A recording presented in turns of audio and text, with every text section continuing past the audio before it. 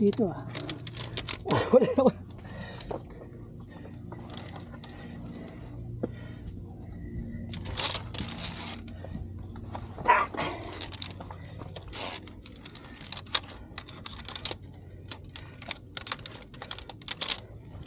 Hindi na lang, may braso to.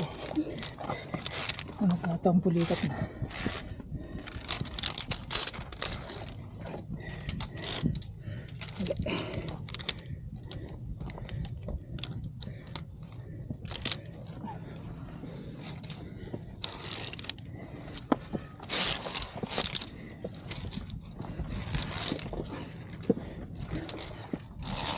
Hindi lang mahirap sa running.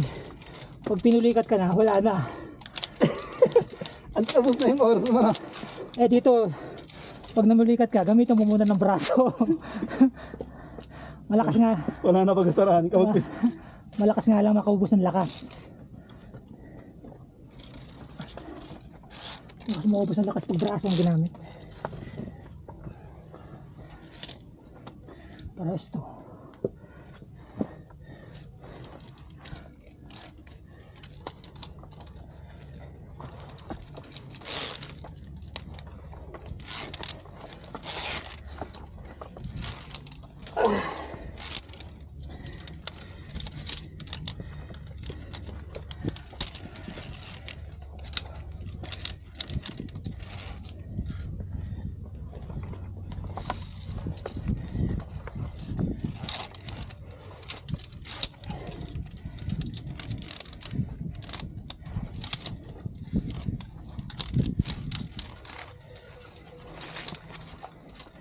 Hiningal ako ng puro braso ang ginamit ko.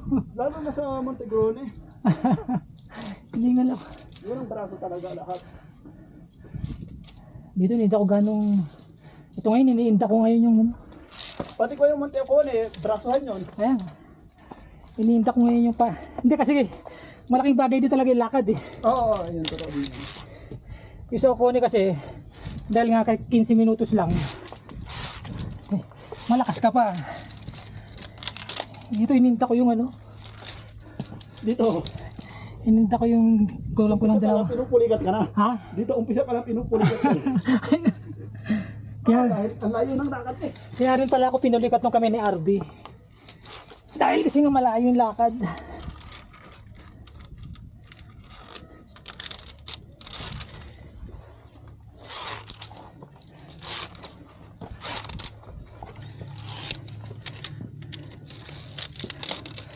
Siguro na okay lang kasi hindi rin ganong kainit eh, di ba? Kaya Siguro na. Oo, siguro na. laking bagay nung init eh.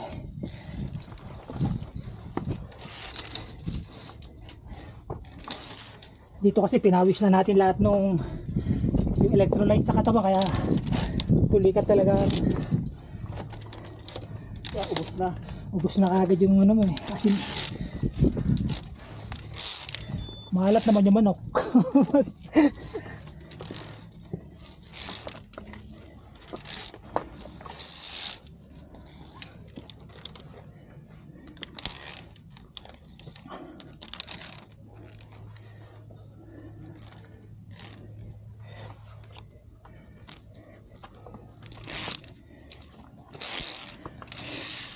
Yan lang talaga, conserve energy. Ayan.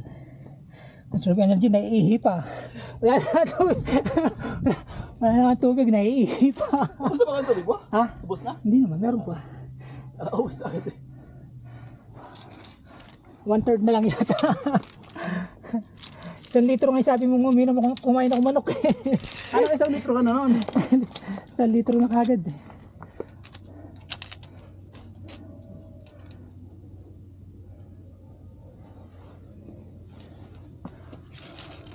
Buti ka't nagtago pa sa kakapiranggot na ulap oh.